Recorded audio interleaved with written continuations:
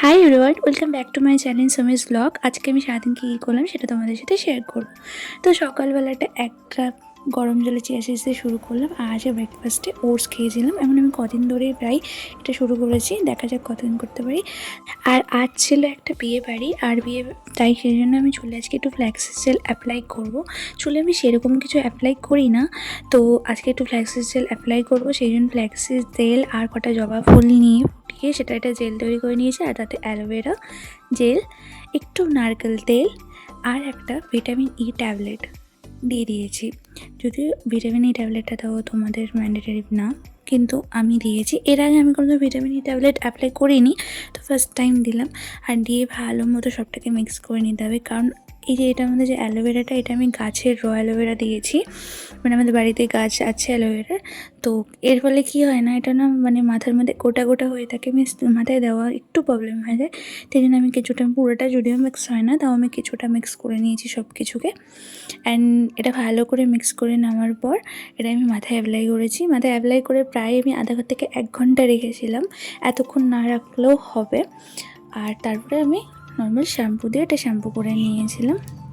তোমরা নিজেরাই রেজাল্ট দেখতে পারবে কিছুদিন ব্যবহার করার পর চুল পড়া অনেকটা কমবে।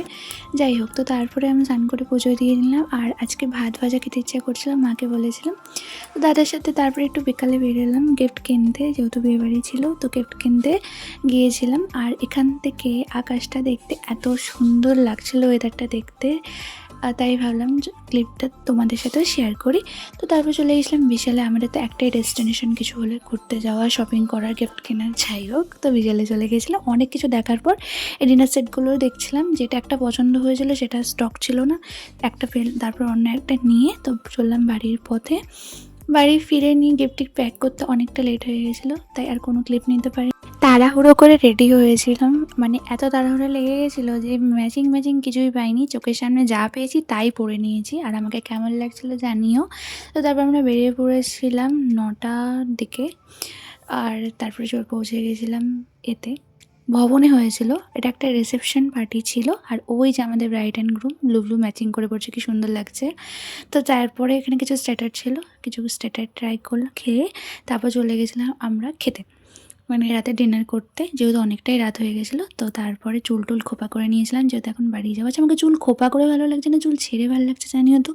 আর এতটা রাত হয়ে গেছিলো, সব দোকানপাট বন্ধ, অনেক হয়ে গেল বিয়েবাড়ি খাওয়া। এবার চলে এসেছি বাড়ি। আর ঘেমে ঘুমে একাকার, যদিও মেকআপ উঠেনি, কিন্তু প্রচণ্ড গরমে ঘেমে গিয়েছিলাম। তো চলো এবার ফ্রেশ হয়ে নেওয়া যাক। আর ফ্রেশ হওয়ার পরেও আমার চোখের অবস্থা দেখো, মঞ্জুলিকা লাগছে। অ্যাকচুয়ালি এটাই হয়, কাজল অ্যাপ্লাই করলে আমার চোখের নিচটা প্রচণ্ড কালো লাগে। তো মেকআপটাকে রিমুভ করে ফেস ওয়াশ করে একটু ময়শ্চারাইজার লাগিয়েলাম। মুখটা অনেকটা ড্রাই ফিল হচ্ছিলো। আর প্রায় ঘড়িতে তখন বাজছিল 12:10-15 এরকম হচ্ছিলো। তো তারপরে 1 বোতল জল ভরে খেয়ে নিয়ে এখানেই ব্লগটা শেষ করলাম। তো তোমরা চ্যানেলে যারা নতুন তারা প্লিজ একটা সাবস্ক্রাইব করে দিও।